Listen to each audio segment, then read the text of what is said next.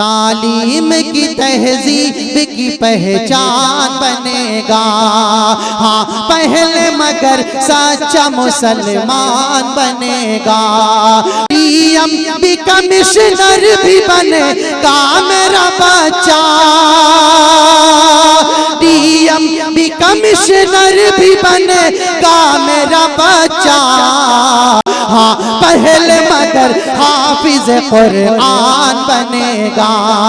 हाँ पहले मगर हाफिज कुरान। अल्हम्दुलिल्लाह रब्बिल आलमीन हामिदन व मुसल्ली अला रसूलिल करीम अम्मा बाद। मुहतरम हज़रात, आज मैं आपके सामने इल्म की अहमियत पर चंद अल्फाज पेश करना चाहता हूँ। इल्म एक रोशनी है जो हमें अंधेरे से निकाल कर रोशनी की तरफ ले जाती है। इल्म से इंसान अच्छे बुरे में फर्क करना सीखता है।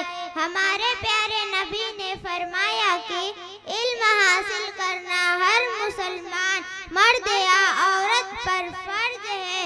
इल्म हमें अच्छा इंसान बनाता है, हमें सच बोलना, बड़ों का अदब करना सिखाता है। अगर हम पढ़ेंगे तो आगे बढ़ेंगे और अपने मुल्क का नाम रोशन करेंगे। अस्सलाम वालेकुम व रहमतुल्लाहि व बरकातुहू।